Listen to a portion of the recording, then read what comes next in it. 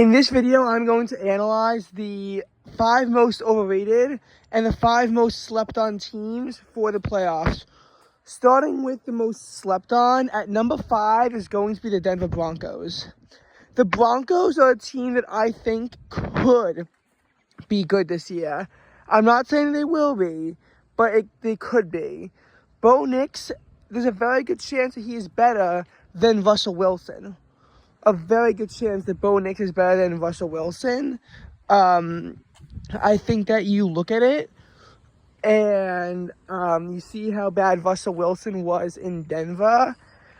Sean Payton is a much better coach than Nathaniel Hackett, and we saw the team pull it together and after a 1-5 start, make it into playoff contention at 7-6 before ultimately choking away the season and finishing 8-9. But the Broncos have an uncertain future ahead, but it could wind up working out very well for them. We saw the Broncos last year beat several really good teams during their winning streak. Obviously, they beat the Packers when they were weak, but they still beat the Packers. They then destroyed the Chiefs to end a 16-game win streak that the Chiefs had over the Broncos. Then they defeated the Buffalo Bills, and then defeated the Minnesota Vikings, who themselves were riding a 5-game winning streak at that point. And yeah. Obviously, the Broncos still can't beat the Raiders, who will be showing up on this list as well. But I actually think the Broncos, if they don't have such a bad start, could be in serious contention for a playoff spot. And several things happened to the Broncos that, again, kept them out of a playoff spot. If the 2-point conversion against the Commanders was successful, we're looking at a possible win and a possible winning record as a result. And you look at some other games like the Texans game, which again the Broncos could have easily have won. Then they're 10-7. The Broncos could have went into serious contention for a playoff spot. They didn't, but it could have happened. Number 4, this is going to be the Tampa Bay Buccaneers. Most people are saying the Buccaneers are going to miss the playoffs, and Baker Mayfield is underrated. I would put Baker Mayfield, I'm not sure if I'd put him in my top 10, but damn, is he close to being in that top 10 level of quarterback. Everyone always suspects Baker Mayfield for what happened on the Browns. He led the Browns to their first ever playoff win since 1994 when he was on the team back in 2020. He led them to a 48-37 win against the division rival Pittsburgh Steelers. And in the Chiefs game, in the divisional round, that was a hard-fought game where the Browns could have won. We could have almost seen the Browns in the AFC Championship game that year. I mean, that game was a hard-fought battle. And again, what the Browns were able to do that year was really impressive.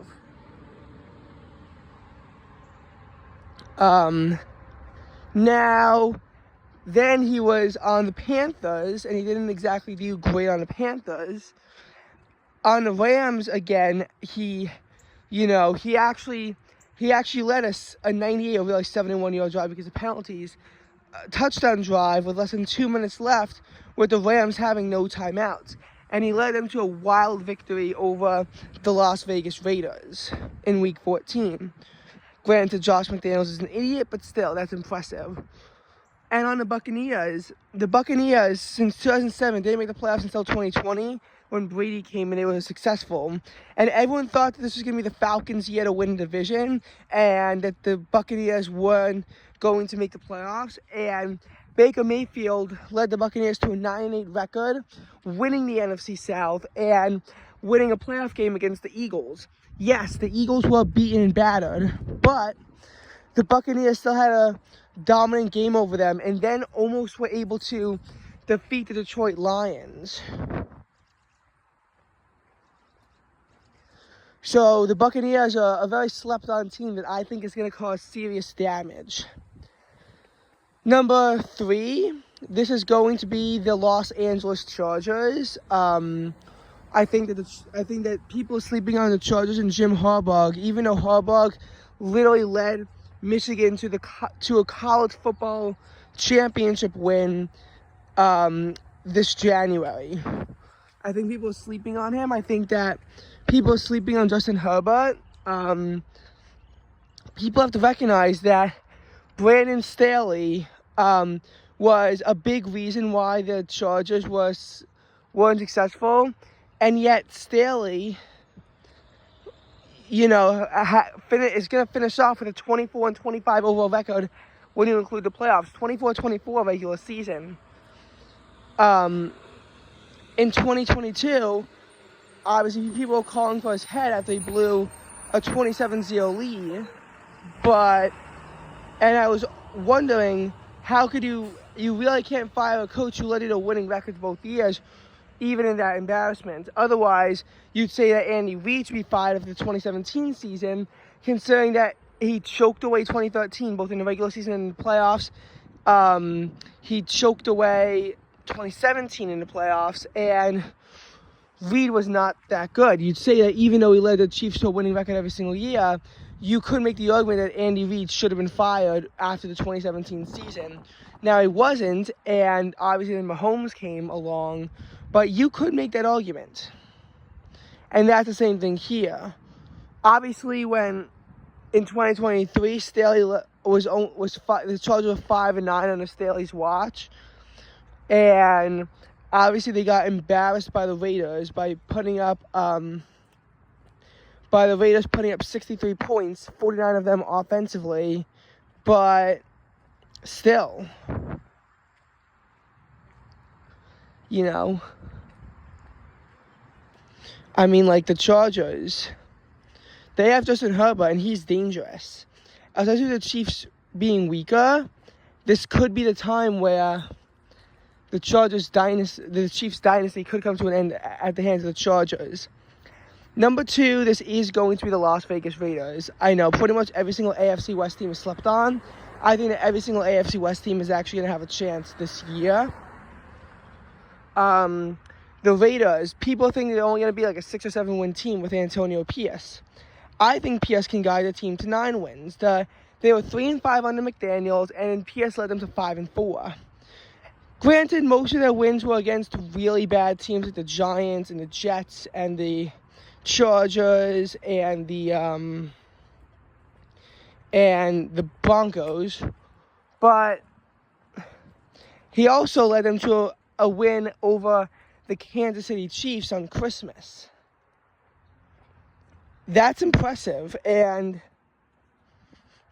Pierce was actually able to do that and to win that game. And again, a lot of people don't really like Pierce, but he's improved as a head coach into initial miscues. And the Raiders, they're not going to have the easiest of schedules, but it's not that brutal. I think that the Raiders could be in contention for a playoff spot. The most slept-on team, I think, though, is going to be the Washington Commanders. I think the Commanders are actually going to make the playoffs with Jaden Daniels as their quarterback. And they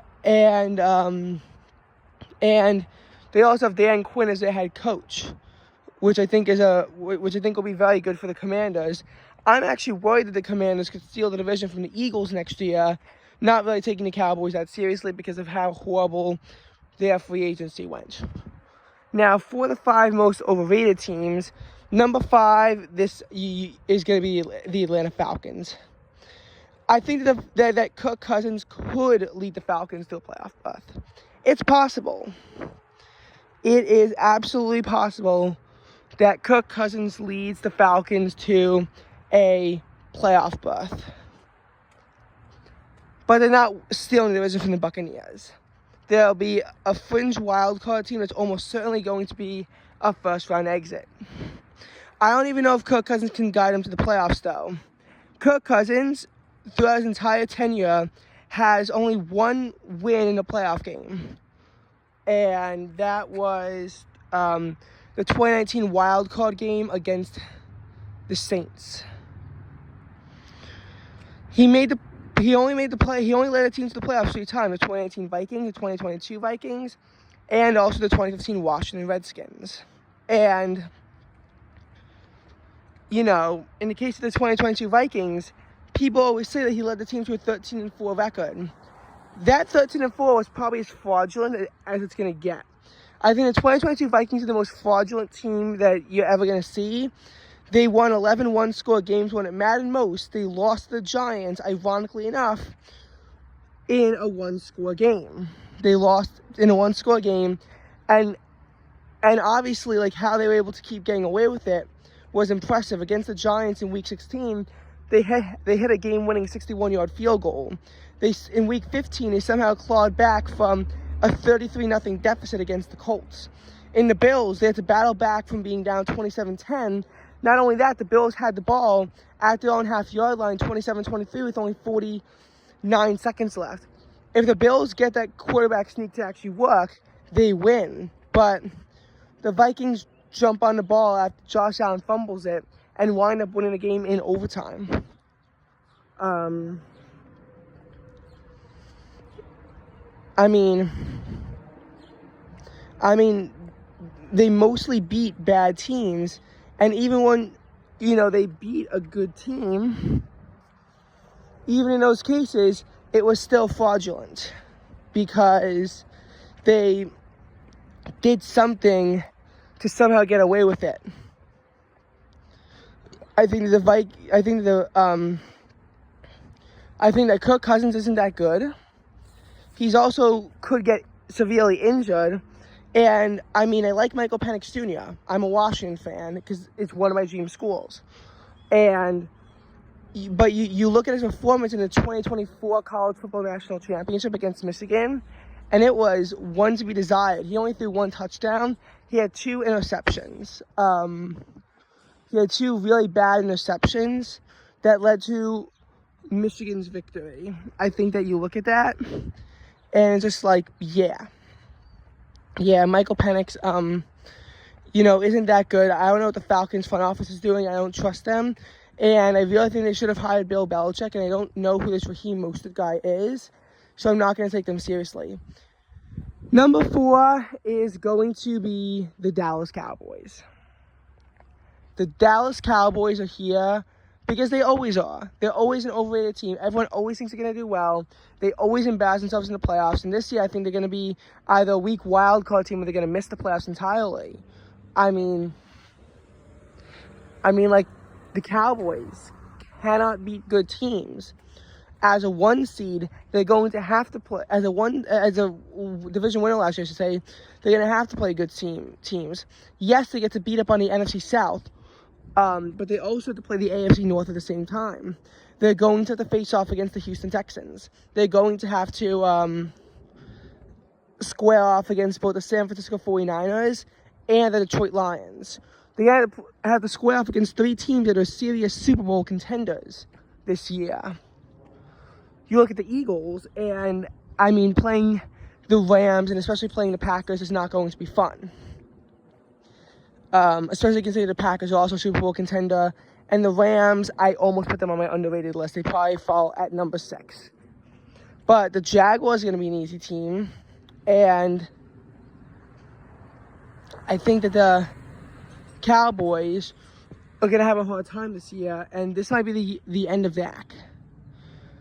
Number 3 on the overrated teams list. This is going to wind up falling to the Buffalo Bills. I think the Bills are a seriously overrated team. I think that for the Buffalo Bills, you look at it, Stephon Diggs really made an impact on the team, and now he's on the Texans. The Bills, they won the division, so they're going to have a hard time. They have to play the Texans. They have to play the Texans, and they also have to play the Chiefs. I think that this is the year where they play the entire AFC West. And, of course, the Ravens. Wait, is this the year they play the entire AFC West? Wait, I have to think. Okay. Wait, no, it's not the AFC West. The AFC West is last year. This is the year that they play the AFC North? Or maybe it's the AFC South. I don't know. I don't know. It wasn't the AFC South last year. Wait, I'm confused. Oh, God, I don't know what divisions they're playing. Anyway, the Bills are going to have a tough schedule either way, winning the division. And they're also going to face off against the Detroit Lions at some point because, Bills won the AFC East, Lions won the NFC North. Josh Allen is just too much of a turnover machine. Everyone says that his turnovers aren't really that costly and that the defense should have been able to make a stop, and I get that to a degree, but having a reckless quarterback doesn't help. You look at week 1 against the Jets. If Allen didn't have 4 turnovers, the Bills realistically are going to win that game, considering that it went down to 22-16 in overtime.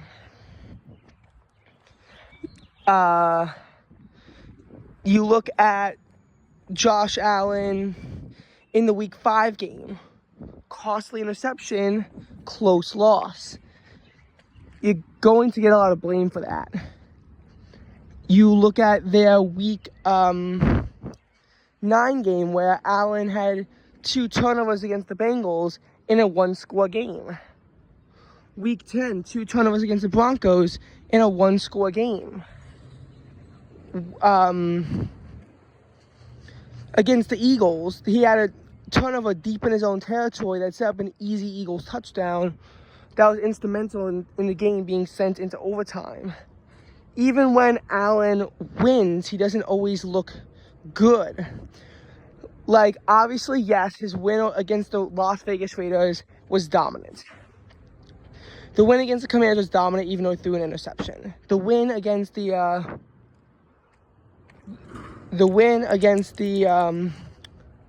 Miami Dolphins, dominant. Perfect passer rating.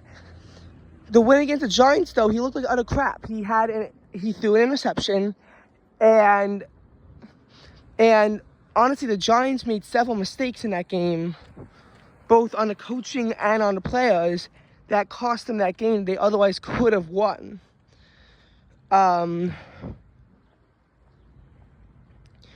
Their win against the Buccaneers wasn't that good. I forgot the Patriots game in week 7 where Allen had 2 turnovers, and again, a close loss to one of the worst teams in the NFL.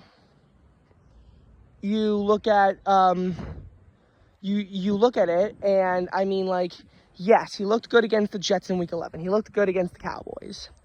Against the Chargers, though, not really.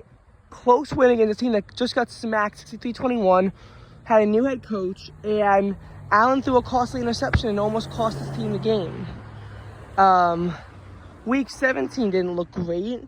Week 18, 2 turnovers against the Dolphins. 2 just happened to somehow be more of a turnover machine than Josh Allen on that day. In the playoffs, Allen had 3 turnovers against the Dolphins, and it almost cost them the game, and they almost blew a 17-0 lead. And he had the game-sealing interception against the Cincinnati Bengals in the divisional round. So even though he didn't have any turnovers this year, certainly has had turnover problems in the playoffs before.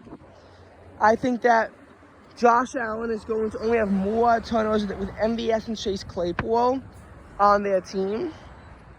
And the Bills are going to struggle heavily. Number 2, of course, it's going to be the Jets. I'm not taking Aaron Rodgers seriously. I'm just not. He tore his Achilles week 1 before he even had completed a pass. And he's a 40-year-old quarterback. He is a 40-year-old quarterback. He didn't even do that good in 2022 against the Green Bay Packers. I think that Tyrod Taylor is better than Zach Wilson. I will give them that. But how good is Tyrod Taylor? Now, of course, Tyrod Taylor did guide the Bills to the playoffs in 2017. but they ultimately benched him in favor of Josh Allen. I mean, that's really just saying something right there. Of course, number 1 is going to be the Pittsburgh Steelers. The Steelers are going to finish below 500 this year. They have Russell Wilson as their quarterback, and Mike Tomlin's bullshit is going to come to an end. I don't know how they finished the winning record in 2022 or 2023, and especially how the hell they get a playoff spot in 2023 when they look like utter shit, but eventually their luck's going to run out. And I think that this year is the year where the luck of the Steelers is going to run out, and is seriously overrated.